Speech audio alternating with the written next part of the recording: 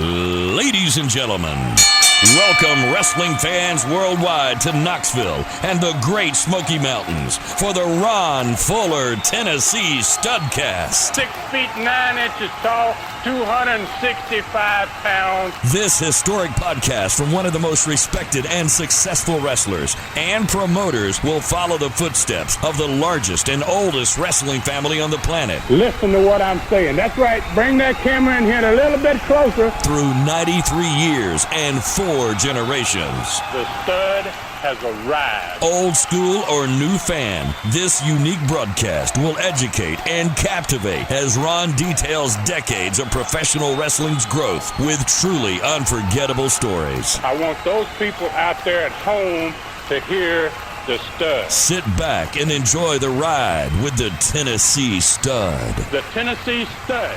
You will learn that name. You will remember it. And now, the stud is here. Hey everybody, it's time to get old school. It's David Summers hosting another Studcast with the Tennessee Stud, Ron Fuller. It's the story of wrestling in America as told by the stud, whose family started the profession 100 years ago. Now we step back into the ring, back into time, into the Great Smoky Mountains. There ain't no hoss like the Tennessee Stud, Ron Fuller. What's up, Ron, my man? What's going on? Oh man, it's beautiful. Got a lot of snow on the ground here. It's just been here for a couple of days.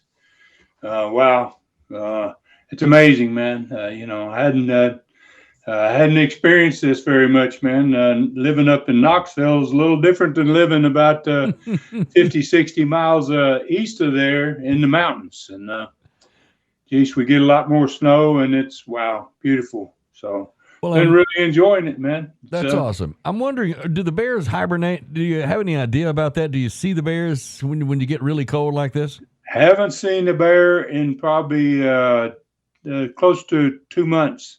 Oh, so yeah, I got a feeling they're hibernating somewhere. Yeah. Well, look, if you're out there hiking and you see a little, maybe a little cave, just stick your head in there and check on them, Ron. Oh yeah, man, yeah. Now Brutus does that, man, in the book. Oh my God, no. Brutus finds himself one. Okay, it'd be a bad place to be, I think. I think so. You don't want to wake up a sleeping bear, I don't think. Probably not. All right, so I was wondering how we start off today, Ron, and maybe we start by mentioning the tremendous reaction from fans around the world to the last 2 Studcasts, where we wrote into 1978. We've gone back almost exactly 44 years for each of these last 2 Studcasts. For the first time ever, we're building from the ground up another Southeastern wrestling company. So Studcasts have always been great, a fun ride, of course, just discovering what was going on in Southeastern Knoxville every week. But now every week, we're also riding into a second territory as well. So you got to be excited, and you had to be excited back in the day when this was happening too, Stud. Oh, yeah, man. Yeah, of course I was. It's kind of lighting me up again, man, just sitting and doing these because, it takes me back in time. And, there was nobody in the sport at that time or any other time that I'm aware of that was expanding their territory, but not doing it by just adding cities to their existing states, but by building an entirely new territory in other states, So it wasn't commonplace for an owner of a territory to get another one and decide he's going to separate the 2 and have 2 different territories. So I may be enjoying this, actually, Dave, maybe even more than the listeners are sometimes. Yeah, I'm serious. Each episode kind of takes me back to these days that we're going to be talking about. And I think I'm getting as excited about talking about it as I was to actually do it maybe 44 years ago. Wow, okay, as if what's going on here now every week isn't enough. You're still building wrestling experiences for fans around the world. Your YouTube channel, Southeastern Rewind, is exploding worldwide in popularity. You're rewinding wrestling not only on each of these Studcasts, but every day on Southeastern Rewind. It's what it is. It's a rewind. Your Continental Championship Wrestling TV shows from 1985 and USA TV shows from 1988 are really the talk of YouTube. You're to be commended, especially since you produced hundreds of TV wrestling shows for years that other YouTube channels have been showing as if they owned them. Listen, and you and I have talked about this for a long time, but does it bother you that other people are using your product on YouTube? No. I guess maybe in a way it should, but it's kind of flattering in a way too, So I'm not upset by the fact, that's for sure. And it was me that chose to leave the sport in 1988, and I had built 4 different wrestling companies by then, starting in 1974 all the way up to 1988. All of them were successful, and many people say way ahead of their time. What I was doing was pretty much a lot of it had never been done before in the sport. So luckily, I've been able to find some never before Continental and USA TV shows, because I'm out there now looking for these things, and I can add that to my content. And I have a lot of my own content on this Rewind, Southeastern Rewind. Mm-hmm. I produce my own specials, and I produce stud stories for the Rewind channel that heck, only I can produce these. It comes from my background and from my thoughts and what I know about wrestling, and I guess I know a little bit about it. So an example of that's the NWA World Championship Series, with the facts and the stories and some of the actual matches from the 11 NWA champions, man, I wrestled in my career. I don't know a lot of guys in their career that wrestled 11 different guys that held the world championship. And that series in itself is pretty darn unique. And I also do stud stories about my own family, which I come from the oldest and the largest in the sport. So, I got a lot of my own family, and I talk about my background and some of them, my personal life experiences, and just being a part of the greatest sport on earth, man. I have so much to say about it and so many stories to tell. So the last 10 Studcasts are on there too. The last 2, as you mentioned earlier, they've set records, man. I'll tell you, we are really cranking up around the world, and number 231 and 232 have both broken all-time records. And every Wednesday, fans out there, you can find your Studcast right here. If that's where you'd like to go to Southeastern Rewind, and we got them for you right there. Oh, absolutely. If it's a popular podcast location, you're on there with the Studcast. And that's one of the things that I've had a lot of fun doing and keeping up with is the analytics from it. Who's watching and where are they? And keeping up with how many folks are watching through SoundCloud, how many are watching through the other outlets like, any podcast outlet, whether it's Spotify or Stitcher, you're on all of those. So you're really knocking it down. All right, and speaking of new ones, of course, I want to know where we're riding today in this episode, number 233, because I've been looking forward to what you said we were going to hear this week, the details of you meeting, and it's a meeting you had 44 years ago with WKRG TV station in Mobile, Alabama. Those are famous call letters, by the way. So are we going to get an idea of the presentation you made that day? So I'm kind of curious about that, because this was really a big deal and a very important TV station. It was critical for the future of southeastern Pensacola and the whole territory, much like what you had going on in Knoxville. You were trying to kind of make that happen down there. So what was it like? Well, I was at WBIR in Knoxville, Channel 10. Big, powerful signal, went out 150 miles. Going down here to WKRG, that's basically what we're going to talk about, that's where we're going to begin to ride today, as a matter of fact. And I love these new today trainings, man, because they're going to take us back to southeastern Knoxville on the card of January 15th, 1978 in the Coliseum. That's going to be in this one today after we talk about WKRG TV station presentation in Mobile, Alabama. And that card was headlined by a hair versus hair match between my brother, Robert, and Ron Wright. Not that Ron Wright had a lot of hair. Yeah, come on.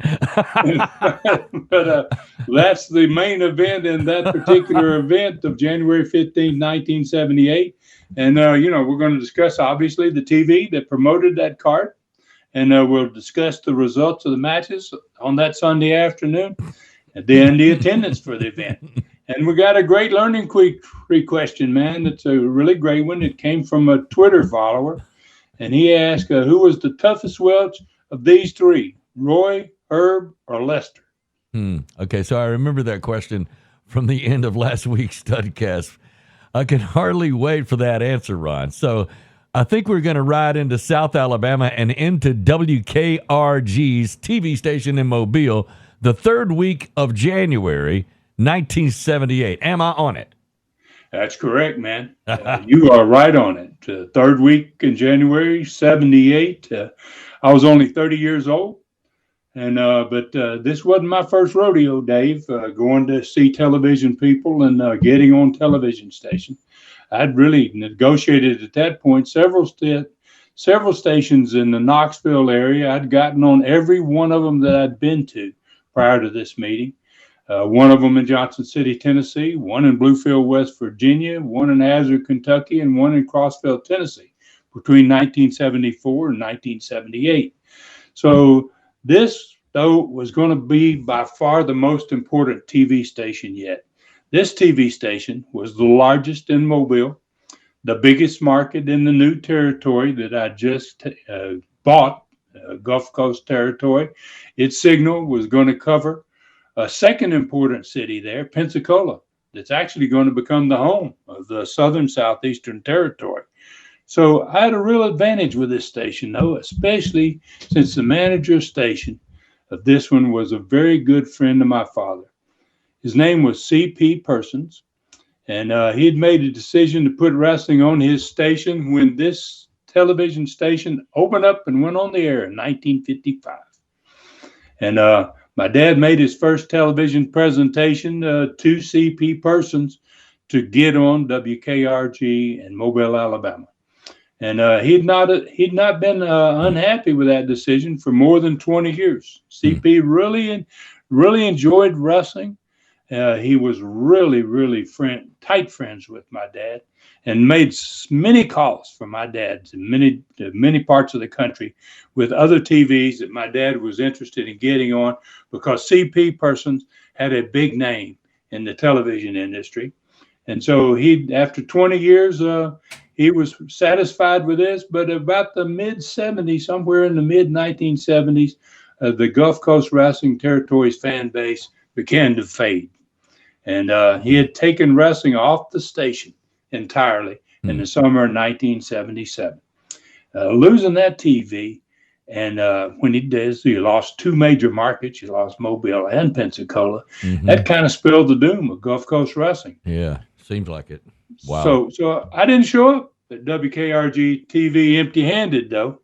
In recent Studcast number 231, a couple of Studcasts ago, I had built that Southeastern Knoxville TV show around the two-ring battle royal, triple chance battle royal, and I did it with this particular television presentation in mind when I did that show, and I put it together way back 44 years ago. So I didn't know what to expect so far as who other than C.P. Persons I'm going to be presenting to that day. Every presentation that you make to these TV stations was different. Especially as far as what departments of the station they got to get involved. So the big conference table at WKRG that day was full. So, I could tell, and you go around in these meetings, I like to shake guys' hands and introduce myself personally. And they all always tell you what department they're in and what they manage. And so this big conference table was full. And they were all there. I'd already given the huge blue box, that the 2-inch tapes back in those days, weighed about 75 pounds, big old huge tapes, came in a blue box. I'd given the show from Knoxville, that I wanted them to watch, gave it to someone at the main desk, and it had already been sent back to the production department. What are you So- What are you wearing for this? I mean, you got a suit on for this? What? Oh, yes, sir, my man. Okay. You know, I mean, this ain't a casual affair. You Were know, there- I mean, I was probably dressed better than anybody there. Well, I was going to say this was all suits on everybody, basically. Suits was everybody. Oh yeah, Yeah, you're okay. talking to a big station, been on the air for many, many years, the biggest along that entire Gulf Coast there, and you know, I wanted to make a good impression, so I was dressed for the occasion. You had done this before, so did that help with the nerves? Did you have a pretty good idea of what you were going to do? Were you relaxed about it? What was it like? I was relaxed about it as I could possibly be because I knew I was the best prepared for this presentation that I had ever been. You know, because I had delivered to them a tape that was going to they'd blow their minds. Wow. Were they going to watch it? Were they going to watch that whole thing? That's what we did. This big, huge conference table, and on the wall is mounted a huge screen, and they roll that tape in the back, and everybody at that table sees it right there. Oh, my God. So you had to be like, yeah, let's just get the tape rolling because this is going to sell itself. Oh, yeah. You know, so, and CP, he got right to it. You know, I mean, you know, I didn't expect normally you're going to get, luckily, you're lucky to get 30 minutes. So CP got right to it, man. And he started out, we had a brief discussion about what my TV shows were airing in the Knoxville area, what other shows other than WBIR. And they were familiar with that station because it was a big hoss of a station in Tennessee. And he asked about the ratings. And I don't think he was expecting me to bring any books with me, you know, Right. Because honestly, Dave, a lot of territory owners at that time frame, they didn't understand the significance of the books, and they didn't know how to read the numbers or what the numbers even meant. And you're talking about Arbitron or Nielsen books, ratings books. I'm talking about the Arbitron and Nielsen books. Yeah. And when I gave him the February books in 1977, I couldn't give him 78's February because we were a month ahead of that time frame. But I picked the 1977 February book because it was in the same time frame exactly as a year earlier. And I slid them over there to him, and he looked at them, and I could tell he wasn't expecting any Arbitron or Nielsen books, you know. Mm-hmm. And I said I could also tell by watching him read it, and you know, I already had the pages folded down. I had it easy for him to get right to the meat of the matter, man. Yeah. And you know, and so I could tell by his face, man, when he saw it was a 70 share. A 70 share. Are you kidding me? Wow. You know, and that during that hour time slot. So he kind of shook his head, and he did a little double take after he looked at it again, and then he passed it across the table, and I knew who he was passing it to was his sales manager. Ka-ching. There you go. Yeah. And the sales manager had the same reactions as old CP. God, they had to be thinking. They had to be thinking. This is not a knucklehead wrestler. This guy is in a suit, and he's really got his stuff together. So you know, and in fact, you know, CP. Then he asked me, as the sales manager is looking at the book, he says, you know, he says, "Can you confirm that 70 share the book?" You know, and I said, "Well, Mr. Persons, it's in the book." You know, and I didn't write it in there.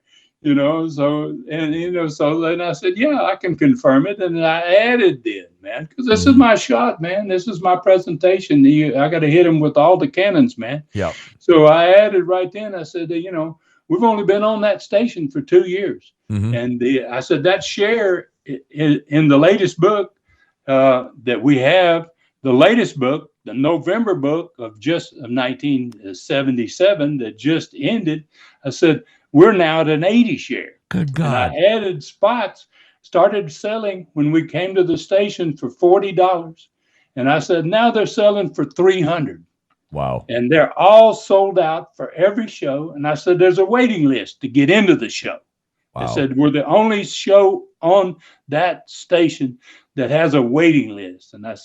And I'll never forget the look he exchanged between the station manager and the sales manager then. They was like, holy cow. Whoa. And an 80 share, for folks that don't understand, an 80 share is 80% of all TVs in that town are turned to your channel during your time period.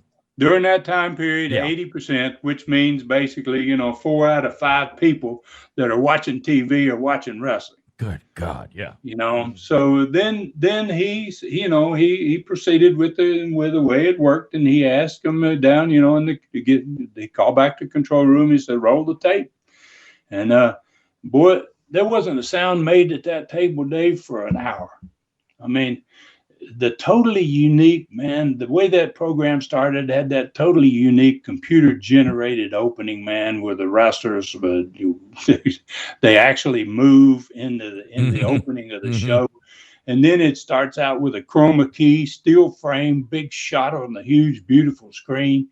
And while that shot's on the screen changed backgrounds right in front of their eyes. 3 different backgrounds. Wow. They watched bang, bang, bang. 4 live matches were in the show. They had lots of wrestling in each one of those matches. And 2 of those matches were championship matches. And all of that took place in front of an absolutely wild studio audience that they sounded like 1,000 people in there instead of 200.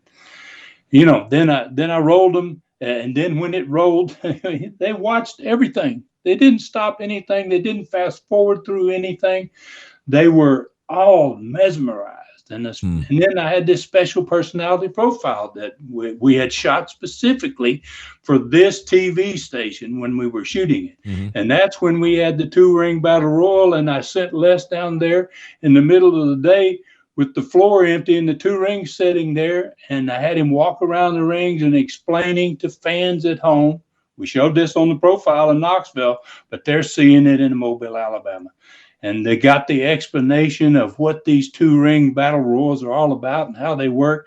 And then Les got into 2 rings and interviewed former stars. And some of those guys were like Don Carson and guys that had been there many, many years. Yeah. Yeah. And they were recognizable to these television people. Yeah. They knew who these guys were, and then this thing ended with a jaw-dropping brief shot I had them throw in of what the crowd was on that event. So they saw 6,000 people going crazy in that same building they saw empty with the 2 rings in it. Wow. So the show also contained instant replays, 4 of them.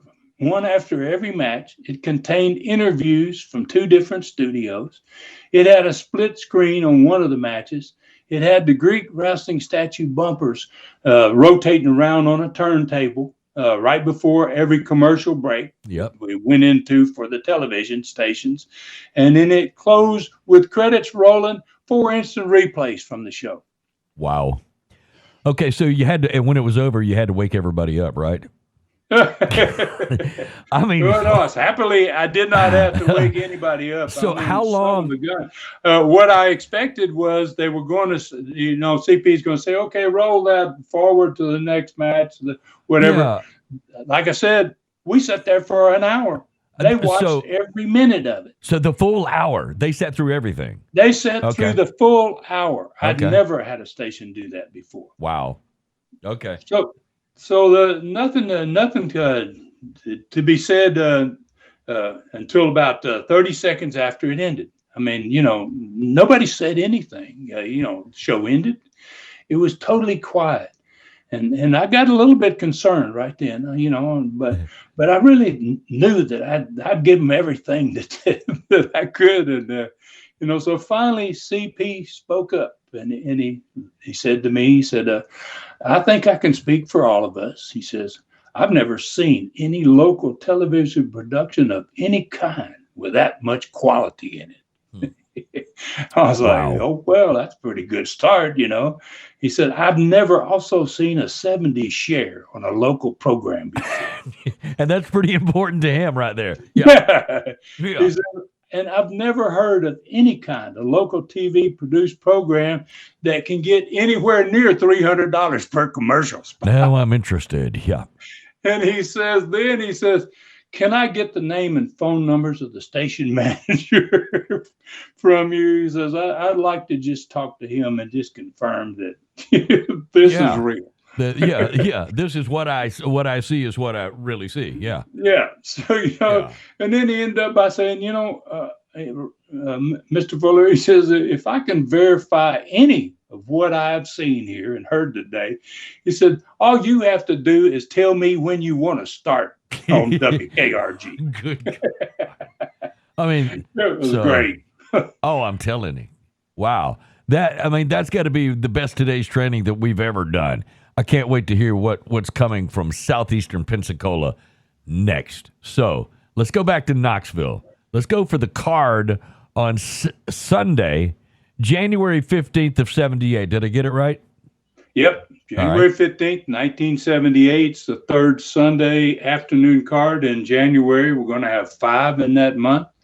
And I got an opening match, which is a great one. It's a babyface match between Mike Stallings, and he's wrestling against Roy Lee Welch. Second match was Ricky Gibson, and he's wrestling against one of the Samoans named Reno. And their last name, both the Samoans, is Tafuli. And Tony Charles is wrestling Tio Tafuli, the other Samoan, on that card. And then there was another Southeastern tag match between champions Don Carson and Assassin, managed by Ron Wright, against my brother, Robert, and Thunderbolt Patterson, who is a big-time star in a lot of different territories, a great black wrestler, one of the best ever. Then there was a special event next on that card. The war between Joe Leduc and Ronnie Garvin wasn't over yet. You know, Garvin kind of ended up stealing the money again in this match between him and Joe. They're back at it again. Garvin's now stole the money the first time, stole the money the second time, and he's going to go at it again, have another opportunity. But there's no money this time. Garvin's going to keep the money, but Joe don't care. Joe just wants to be a DQ match so he can beat the hell out of Garvin. So a Southeastern title match had Jimmy Golden in a return match with the champion, the Mongolian Stomper, who was obviously managed by Gorgeous George Jr., and Golden had won the week before, but this time Golden had won by DQ. He couldn't win the belt that way, so this time it's a no DQ, and it's destined to have a winner, man. So the main event for this night was a hair versus hair match between the man who had plenty of hair, my brother Rob, versus the man who had almost no hair, Ron Wright. And there had to be a winner in this match. It was no DQ. And somebody was going to get their hair cut. And so it's pretty darn good card, man, for 15th of January, 1978. So really another great card. Can't wait to hear who leaves that day with no hair. I mean, we know Ron Wright's situation anyway. So what was on the TV show the day before this big card? Well, it opened with Les running down the TV card. Same way as usual. Then the cameras kind of backed away from the close-up shot of Les, and there was my brother Robert sitting with him at the set, and behind them on that huge set was a still shot of Ron Wright, and he had a pair of scissors that he had brought onto the TV last week's TV show, and there he was cutting a big chunk of Robert's hair with those scissors. And in the background, you could see the Assassin and Don Carson, and they're both working Ricky Gibson over, man, while Ron Wright has his chance to cut some of Rob's hair. So Les right away jumps right into it, and he asked Rob how he felt about this added main event for the next afternoon. Ron Wright's hair against his hair in a match that must have a winner, and one of the two of them is going to leave with no hair. So Robert got the studio involved right away. You know, he said, Ron Wright doesn't have any hair anyhow, Les. Of course, right. So the studio popped right off. So then Les asked, why all of a sudden out of nowhere, Rob, do you think Ron Wright is so focused on getting all your hair gone?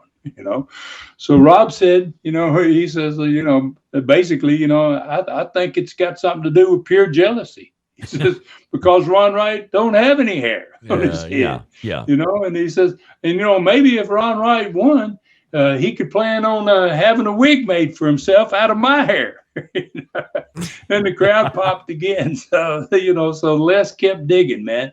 He was enjoying it. So he asked Rob why he agreed to a hair versus hair match against Ron Wright. Especially since, the way he put it was something like, literally, he don't have anything to lose and you got nothing to gain, right? You don't have any hair anyway. So Rob says it was kind of because of what Ron Wright had done to work his way back into Southeastern. And he said, the fans, after hating Ron Wright for years, got behind him.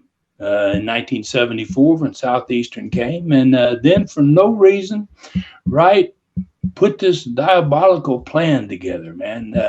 And he'd been hiding and scheming behind the scenes. He brought Don Carson and the assassin back to Southeastern and put them together.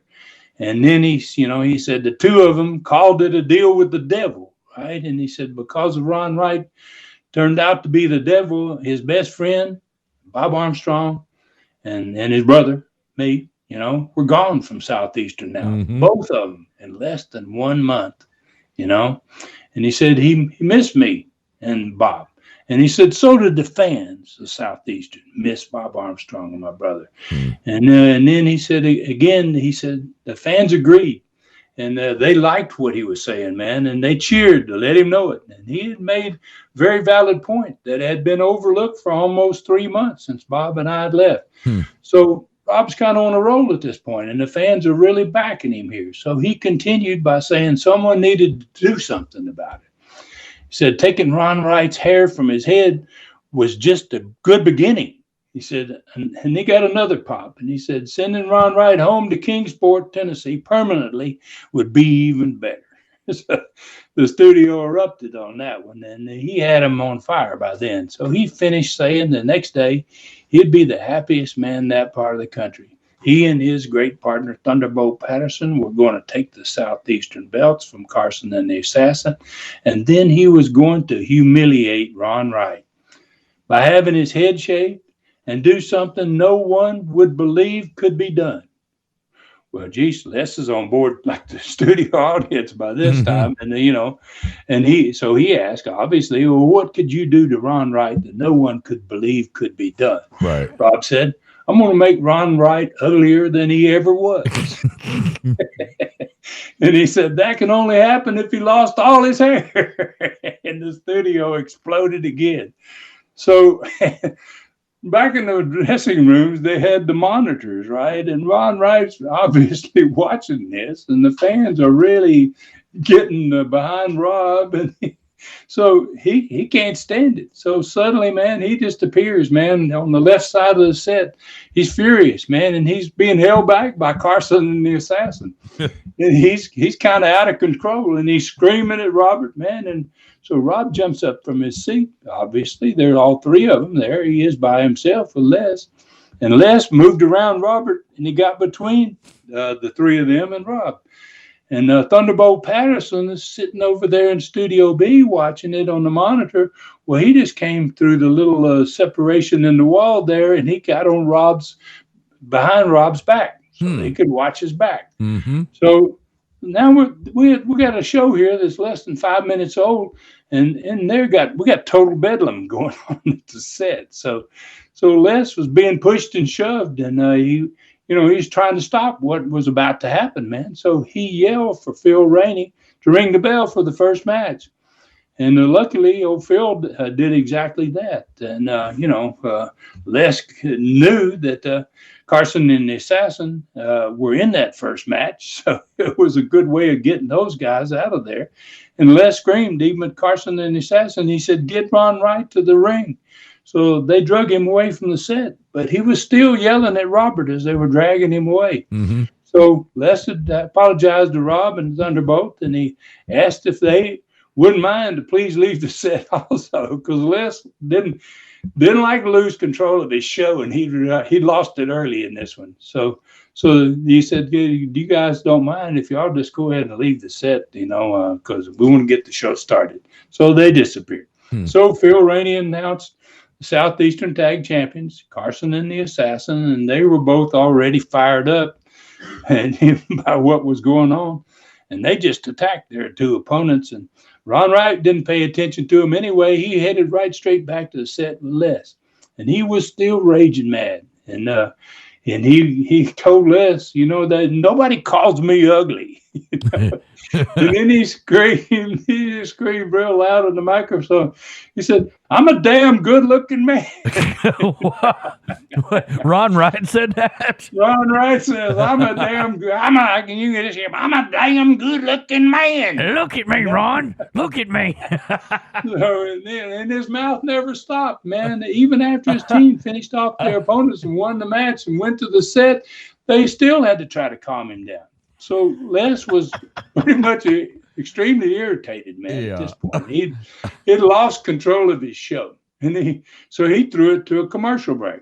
Yeah, couldn't get to the break fast enough. So, man, that's quite an opening for a TV show. So what happens next? Well, so Rob and Patterson, they went into Studio B for the first interview, and wow, what a wild 2 minutes of an interview that was. They were only separated by a piece of a wall between the two studios, and it was wild. It was a wild too. It was so wild that before the interview time was over, Les asked both teams to leave the studios. Both studios. They asked Carson and them, "Get off my set," and Robert and them to get out of the studio. I'd never seen that happen before. All right. So, but did they leave? Oh yeah, man. But the next match didn't change things any. Les didn't find that this settled the situation, because Mongoli and Stomper, man, I guess he and Gigi had been back there watching this on the monitors, and Mongoli and Stomper just charged into the studio, and Gorgeous George Jr. behind him, man, like on his coattails, man, and he entered the ring like a wild man with no introduction. And the way this TV had started, and Stomper now on the rampage. Well, you can imagine old Phil Rainey, man. He hit the floor. He ran for the hills outside Knoxville, man. I was surprised he didn't leave the building. So Les could be heard by the director and I upstairs. The people in the studio couldn't hear it. I guess the people at home heard it. He was kind of talking to himself, and he said something about, "What the hell is going on here today?" Oh my God.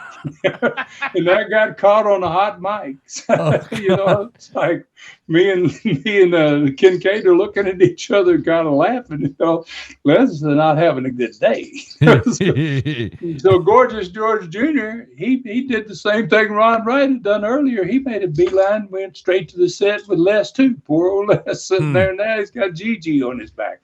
And Gigi started screaming about Southeastern wrestling, and the officials trying to take everything they could, do everything they could to get the Stomper to lose his belt. And, championship match after championship match. And meanwhile, in the ring, Stomper had one of his two opponents bleeding, and he just kept refusing to cover him. He pulled him up twice before even allowing the referee to count. Then he threw him out of the ring and then attacked the other opponent.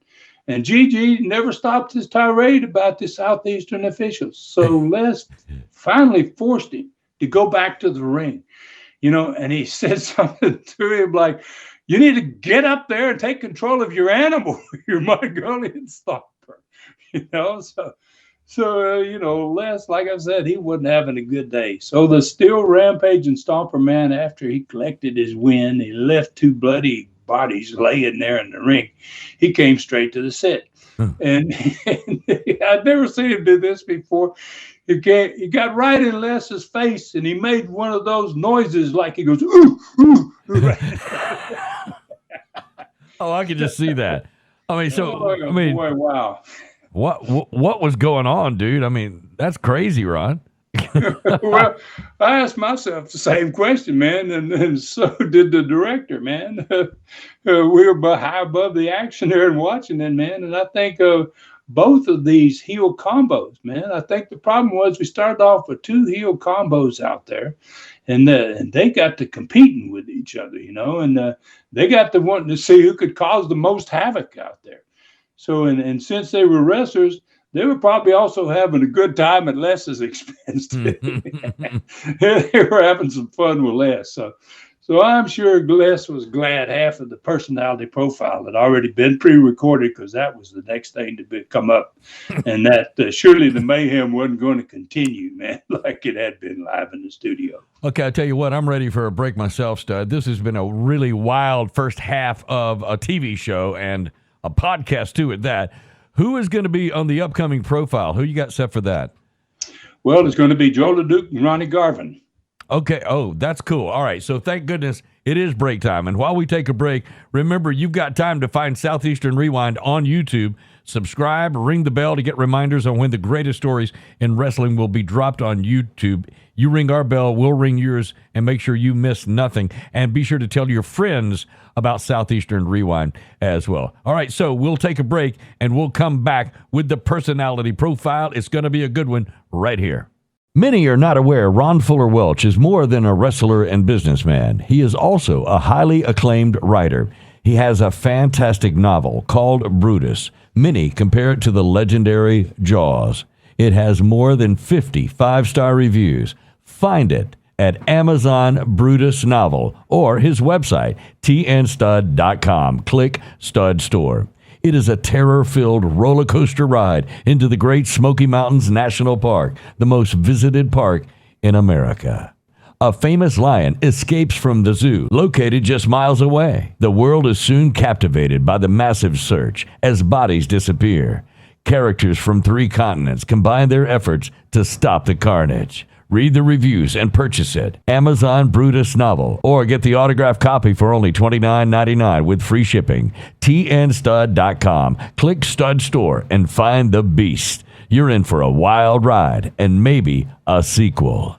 Hey, welcome back. It is another Studcast with the Tennessee Stud, Ron Fuller. I'm David Summers. It's old school wrestling, and here we go with episode number 233 and part 2. All right, Ron, it's been a wild rodeo ride so far.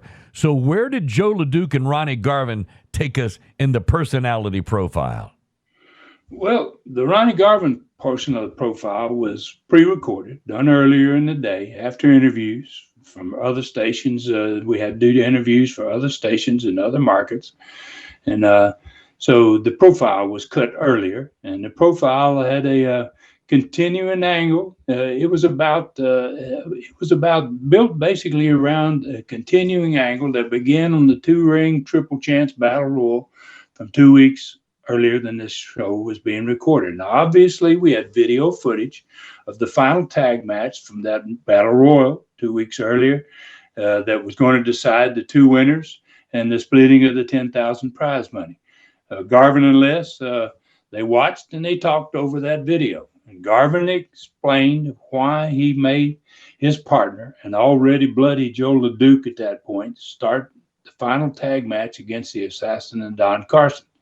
He then watched and pretty well made it clear he was enjoying himself while he was watching, as he was refusing to tag out with Joe Leduc several times. He just left the ring, walked off into the crowd, and Joe had to go back and continue it. And then it showed Joe finally beating the Assassin.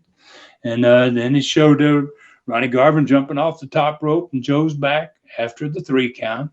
And then it showed him taking his $5,000 check for himself from the referee. And then it showed him going and stealing Joe's check from the referee, and then ended up kicking the referee in the head before he left the ring. So then Joe, it was his turn. So his part of the profile was done live. So he's there and everybody can see him. He's sitting right there by the audience, and he explained and he commented not only upon Garvin's piece of the video, but what had happened the last Sunday afternoon, 6 days earlier, when the same two guys met to see who was going to get that $10,000 prize that Garvin had basically stolen. And Garvin outsmarted him again, and again he walked away with the entire $10,000 check. So Joe obviously was extremely upset because he was not given another chance by Garvin to win the money again. He got no more chances, but he was happy with the fact that he did have another match with Garvin the next day, and it was going to be a no DQ match, and that he planned on getting even. So, Les had seemingly survived a part of this TV show without undue stress. It had been the first part kind of for him, and he thought, and I thought that it's going to be cool here until Joe got up from his chair and he went over by the studio wall and he picked up his axe. Oh, okay. So, you're kidding, right? So not another blood oath cutting of his arm like he did on the summer before, right? That's exactly what Bill Kincaid, the director of the show, sitting beside me upstairs, watching all this. That's exactly what we were saying. Oh my God, yeah. And we were also thinking that. So the look on Les's face was priceless. They got a close up of him, and Joe's bringing the axe back to his chair. And he started begging Joe not to do it again. Even before Joe got back to his chair to sit down, and as if things weren't edgy enough on this show already, the studio crowd, they groaned in anticipation too, because they didn't really want to see him do that to his arm again. So what he did the summer before, after the concrete block busting moment, that's why he did it, because of the concrete block incident, his time spent in the hospital. That deal with the axe was one of the most horrific things I'd ever seen, man. So Les couldn't stand the tension of the moment as Joe sat back down with the axe. So he called for the director, man, to close out the profile before Joe had a chance to do anything else. And then there was a kind of a collective sigh of relief from not only Les, but from the studio crowd and even the guys in the production department. Hell, I even it was like, wow, geez, I'm glad he shut that down. Wow. All right, so at least fans had a chance to get their breath, right? I mean, so what was next? Well, yeah, and we had no idea kind of what was going to be coming next. So Les went back to the set, and for a welcome change of pace at that. So because Jimmy Golden came to the ring, and obviously the fans cheered. I think they cheered even a little louder than usual because they were. It had been a very tense show. Yeah. and I think it was a release of their tension from the show, actually. So Jimmy got a quick win and a big roar of approval from the studio. And he had already interviewed earlier in the show with Gorgeous George Jr. and the Stomper, talking about his return match the next day for the Southeastern Championship. This interview that came up then was Tony Charles and Ricky Gibson at the set with Les. And in the other studio, Studio B, was the two Samoans, Tio and Reno Tafuli. So, we've got a pretty calm little situation here then. Okay, so, all right, it's kind of building, it seems like. So what happens next? Well, out of the shadows, that was the last match of the deal, man. And so out of the shadows of the heel dressing room, man, came a guy that hadn't wrestled on TV in months. Ron Wright was on his way to the ring. And as he passed by the desk, he screamed at Les. He says, "Wait till you get a look at this." I mean, I should have known it was not going to last for long. So what was he wanting fans to get a look at? Do we want to know? Well, it wasn't going to take long until everybody found out, I can tell you that. He and his opponent got introduced, and within a matter of minutes after the bell rang, Ron Wright went into his tights and he produced his infamous chisel. I knew it was there. Okay. And again, man, almost automatically the stress of the show was revealed in the faces of the audience. The cameras got shot to the people, and Ron Wright broke out his chisel, and everybody went, "Oh God, no!" And there was, and his chisel was a familiar tool of terror, man, in that part of the country. Yeah. So referee Mac McMurray, being really ahead of the game, man, he didn't hesitate. He just rang the bell before Wright had a chance to use it, But that didn't stop Ron, man. He was determined, and he headlocked the young wrestler he had, his opponent, and he nailed him, man. And just as the referee's having the bell rung, it didn't make any difference at that point. So Rob was standing in Studio B watching the match and watching what was happening. So Ron went to hit the kid with it again. So Rob shot up in the ring and he grabbed Ron Wright's hand that had the chisel on it. And they fought over it. And Ron crawled under the bottom rope and he got away and he managed to get out of there with his chisel. So Rob helped the young wrestler to his feet. Thunderbolt Patterson brought a towel from the dressing room and they put it over the kid's head. Wow. He had a big cut over his right eye. He had that chisel. You knew he was going to have some stitches probably. So Rob went to the set and Thunderbolt took the injured wrestler back to the dressing room. And then so Ron Wright appeared in Studio B by himself. And Rob's at the set with Les. And Ron Wright's laughing at Rob's attempt to take away his chisel. And he did something that I'd never seen him do before.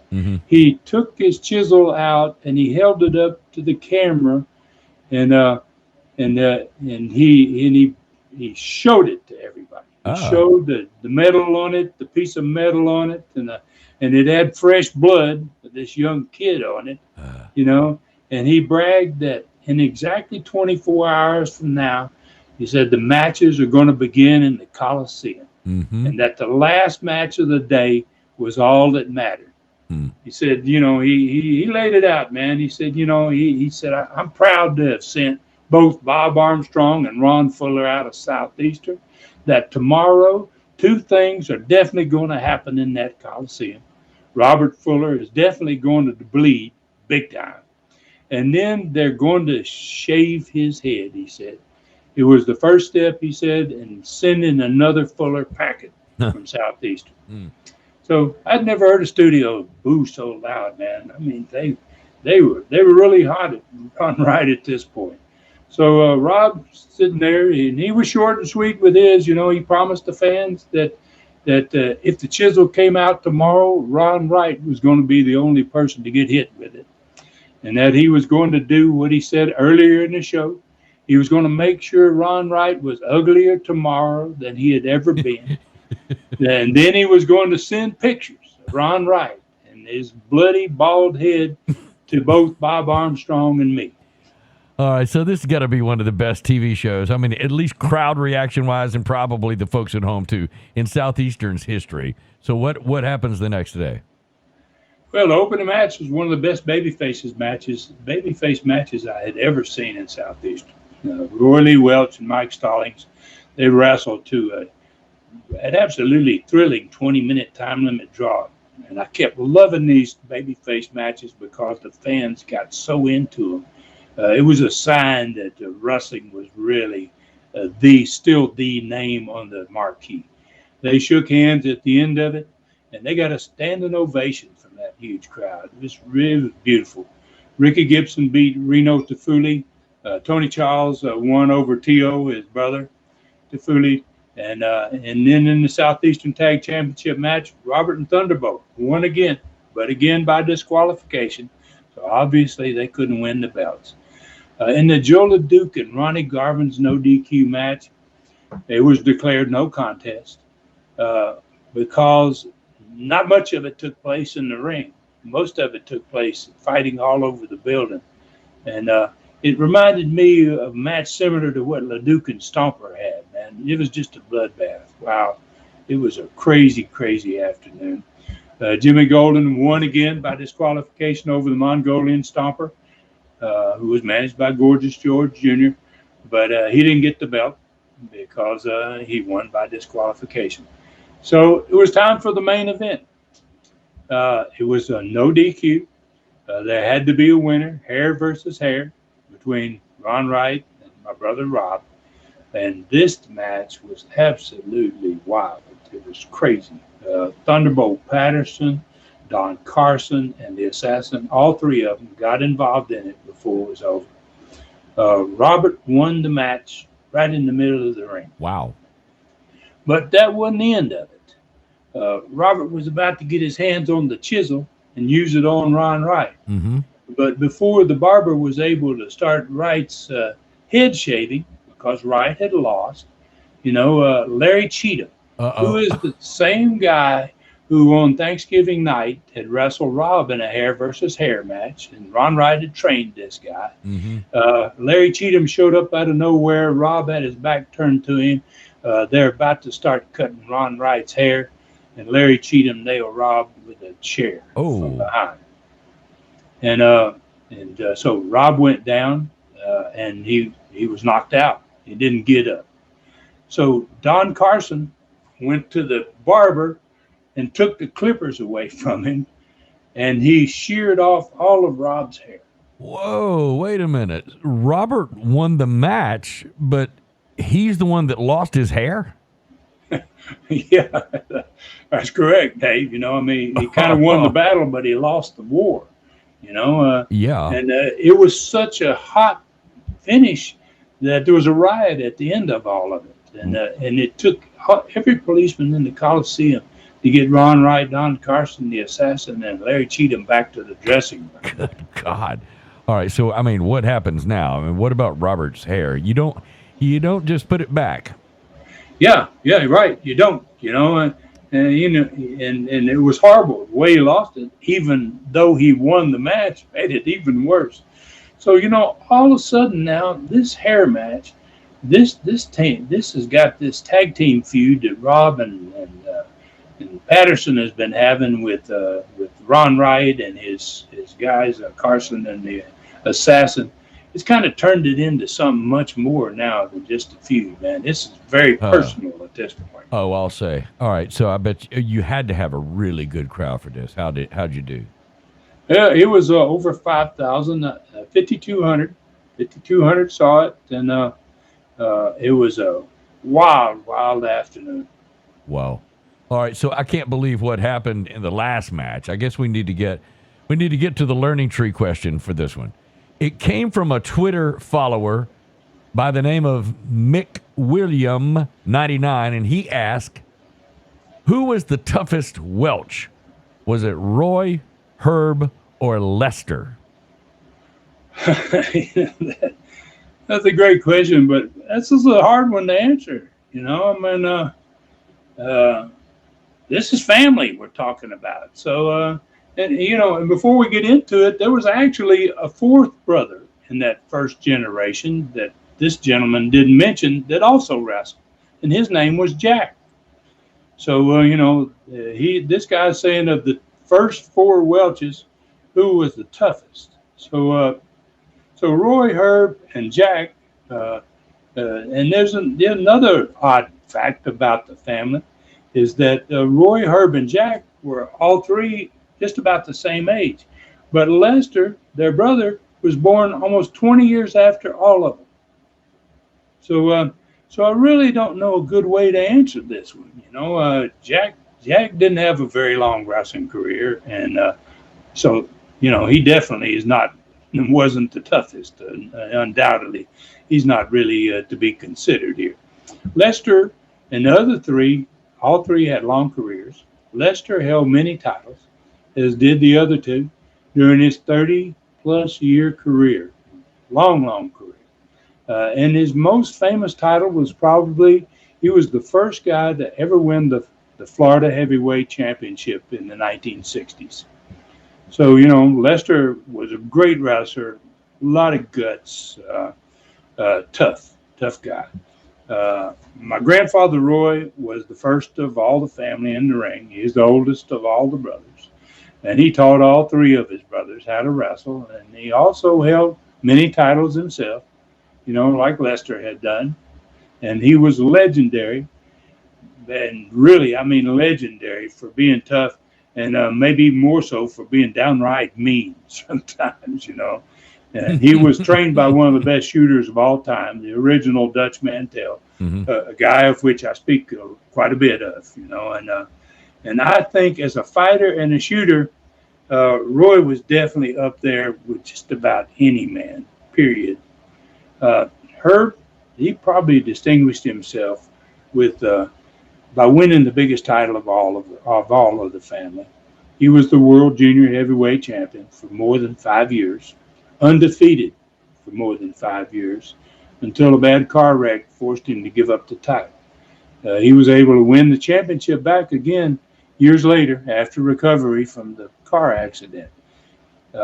He is also, God, should be recognized as one of the greatest trainers of all time.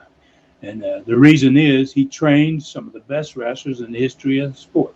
He trained Dr. D, David Schultz, WWE, Hall of Fame, guy with the slap heard around the world. Yeah. He trained the honky tonk man, Wayne Ferris, also a WWE Hall of Famer. Yeah. And he trained a third WWE Hall of Famer, Coco Beware. So he was Herb, one of the most admired, respected, and loved wrestlers of his time, man, and maybe the toughest of the Welches. Now, notice, Dave, I said maybe. And Mr. Mick, you only ask about 3 of us. And I come from the oldest and the largest wrestling family on the planet, and I'm kind of glad you didn't throw all the names in there. Well, maybe that's a pretty good job of tiptoeing around the answer, Stud. In my opinion, this has really been one of the best Studcasts yet. I cannot wait for next week. So listen, on YouTube, Southeastern Rewind is where you find everything Ron Fuller Welch, plus Southeastern, Continental, and USA TV wrestling shows. Go there to subscribe, ring the bell icon, and you have found the fastest growing old school YouTube channel. Every time something new is added to the channel, we'll ring your bell.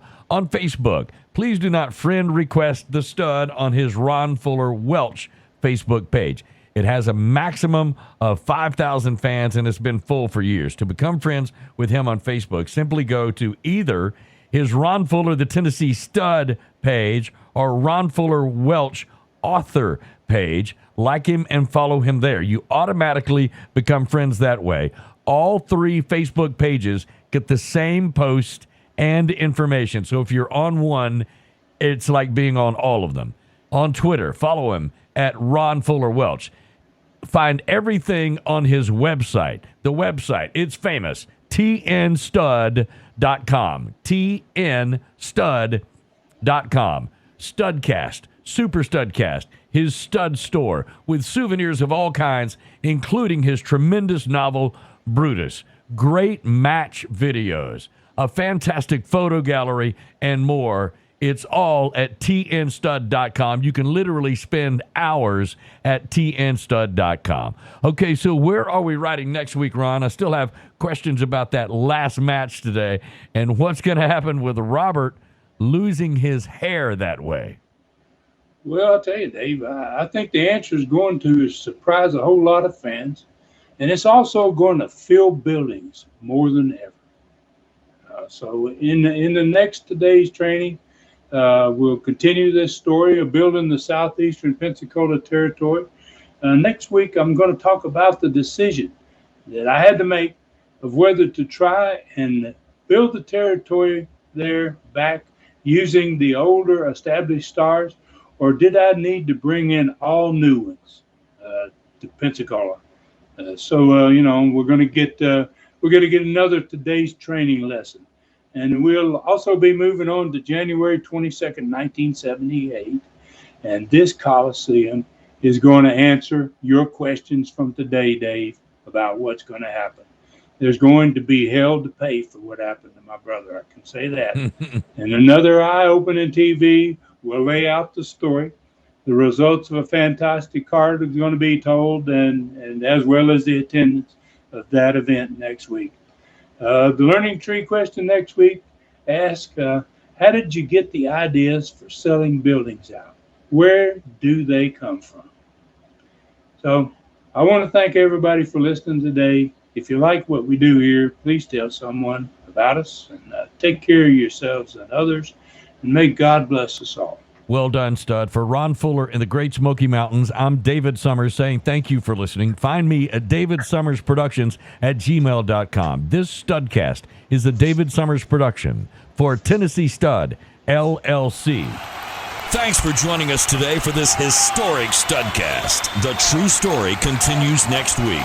So fool Nelson your friends and point them in our direction for another ride with the Tennessee Stud. 1, 2, 3. This is David Summers saying so long from the Great Smoky Mountains.